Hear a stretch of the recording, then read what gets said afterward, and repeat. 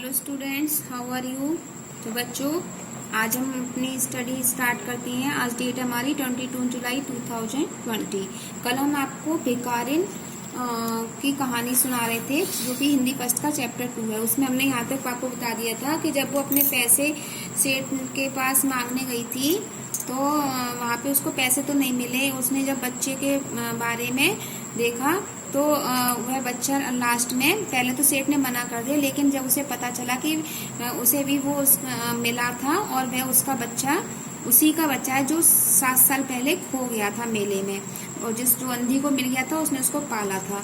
तो उसने तुरंत उसको छीनकर अपने कलेजे से लगा लिया था और डॉक्टर को भी बुलाया और मकान के अंदर चला गया। अंधी वहाँ खड़ी खड़ी चिल्लाती रही कि मेरे पैसे तो हजम कर गया, मेरा बच्चा भी ले लोगे क्या।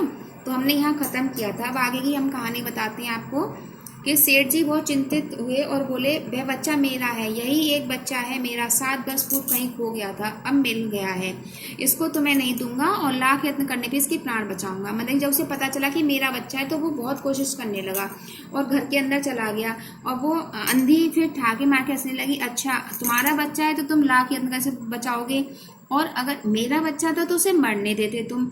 इतने दिनों मैंने इसको पाला, अपने खून पसीना एक करके इसको मैं पालती रही हैं, और अब मैं इसको अपने हाथ से नहीं जाने दूंगी। अब सेठ की भी अजीब दशा थी, क्योंकि इतने सालों बाद उसे अपना बच्चा मिला था। तो वह वहाँ कुछ देर तो खड़े रहे और फिर अपने उस बच्चे को लेकर मकान के अंदर चले गए, और वो अंधी कुछ देर तक वहाँ खड़ी रोती रही और वो भी अपनी झोंपड़ी में चली गई। दूसरे दिन प्रभु भगवान की कृपा से या दवा से, जो भी हो, असर दिखाया भगवान की दुआ ने कि वो लड़का मोहन जो था उसका बुखार उतर गया और होश आने पर उसने आंखें खोली तो सबसे पहले माँ को पुकारा उसने। लेकिन जब चारों तरफ उसने देखा कि सब अलग अलग अजीब चेहरे दिखाई दे रहे हैं, नए नए चेहरे दिखाई दे रहे हैं, तो उसने अपनी आंखें फिर से बंद कर ली और उसका बुखार फिर बढ़ने लगा। माँ की मतलब वह अपनी माँ को याद करती, उसने शुरू से बचपन से किसी को नहीं देखा था, केवल माँ को ही देखा था। तो डॉक्टर ने भी कहा कि सेठ जी हाथ पाँव फूल गए, चारों ओर अंधेरा दिखाई पड़ने लगा है, क्या करूँ, एक ही बच्चा है, इतने दिनों बाद मिला है, तो मृत्यु उसको अपने चंगुल में दबा रही है, कैसे इसको बचाऊं। उसको कुछ भी समझ में नहीं आ रहा था।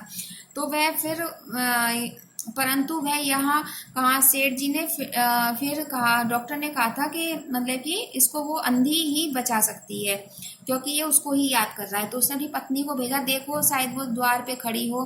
तो लेकिन वो गई तो वहां पे उसको कोई नहीं मिला। तो सेठ जी ने फिर से अपनी फिटन तैयार करवाई और बस्ती में बाहर जाकर उसकी झोंपड़ी पर पहुंचे। झोंपड़ी में दरवाजा तो था नहीं, वो अंदर गए, देखा कि एक फटे पुराने टाट पे वो अंधी लेटी हुई है और वह रो रही है, उसकी आंखों से आंसू बह रहे हैं। तो सेठ जी ने उसको हिलाया और उसके शरीर भी बुखार में बहुत तेज तप रहा था, अपने बेटे की याद में वो भी इसको ही बुखार आ गया था।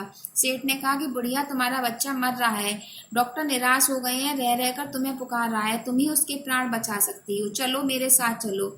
नहीं नहीं, अपने बच्चे की जान बचा लो, तुम नहीं तो कहते मैं बच्चा है मैं उसको बचाऊंगा। अंधी ने उत्तर दिया, मरता है मरने दे, मैं क्या करूं, कोई बात नहीं, वो भी मर रहा है, मैं भी मर जाऊंगी और स्वर्ग में जाकर हम दोनों माँ बेटे का सुख भोगेंगे और मैं उसको ही अच्छी से देखभाल कर पाऊंगी। अब सेठ जी फिर रोने लगे। उन्होंने कहा कि मैंने आज तक किसी के सामने सिर नहीं झुकाया, तुमसे मैं हाथ जोड़ के विनती करता हूँ कि इस समय अंधी के पाँव में वो गिर गए और रो रो कर बोले, ममता की लाज रख लो, आखिर तुम भी उसकी माँ हो, चलो तुम्हारे चलने से वह बच जाएगा। सेठ जी को अब ममता की शब्द जैसी उसने सुना तो उसे भी मतलब की दया आ गई। उसने कहा चलो चलो तुरंत चलो। तो सेठ ने वह सहारा देकर उसको लाइव रिटर्न पर बिठा दिया और अपनी कोठी की ओर दौड़ने लगे। तो दोनों वहां गए, भिखारिन नहीं गई। अब कोठी पर आकर सेठ जी ने अंधी को अंदर उतारा और ले जाकर मोहन की चारपाई के बराबर खड़ा कर दिया और मोहन के माथे पर हाथ फेरा। जैसी अंधी ने, तो मोहन उसको पहचान गया, माँ का हाथ है, और वह तुरंत नेत्र खोल दिए और उसके पास जाकर खड़ा देखकर उसको बोला, माँ तुम आ गई। और अंधी ने भी इसने भरे स्वर में उत्तर दिया, हाँ बेटा, तुम्हें छोड़कर कहाँ जा सकती हूँ। तो अंधी भिखारिन बुढ़िया मोहन के सिरहाने बैठ गई और सिर अपनी गोद में रख लिया। मोहन बहुत सुख अनुभव कर रहा था उसकी गोद में। उसी दिन मोहन की दशा अच्छी होने लगी, 10-15 दिनों में बिल्कुल स्वस्थ हो गया।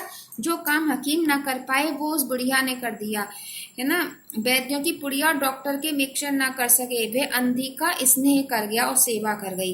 मोहन पूरी तरह स्वस्थ हो जाने पर अंधी ने विदा मांगी। सेठ ने भी बहुत कहा कि वह उन्हीं के पास रह जाए, परंतु वह सहमत ना हुई। विवश होकर विदा करना पड़ा। जब वह चलने लगी तो सेठ जी ने रुपयों की एक थैली उसके हाथ में दी। अंधी ने पूछा, इसमें क्या है?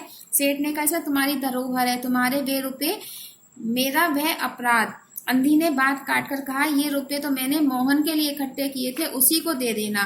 अंधी ने थैला वहीं छोड़ दिया और लाठी टकती हुई चल दी। बाहर निकलकर उसने फिर घर की ओर नेत्र उठाई। उसके नेत्रों से अश्रु बह रहे थे, किंतु वह भिखारिन होते हुए भी सेठ से महान थी। इस समय सेठ याचक था और वह दाता थी। तो बच्चों, इस कहानी से हमें यह शिक्षा मिलती है कि सच्ची प्रशंसा किसी का सुख छीनने से नहीं, बल्कि दूसरों को सुख देने से प्राप्त होती है। जैसे कि उस बुढ़िया ने अपना सब कुछ त्याग कर उस सेठ की मदद करी, उस बच्चे को सही किया और अपना जो कोई बचाया धन था उस सेठ को ही दान में दे गई। और जब सेठ ने क्या किया था, उसका धन हड़प लिया था, फिर उसका बच्चा भी छीन लिया, उसको दुख दिया था, लेकिन फिर भी उस बुढ़िया ने उसको सुख दिया।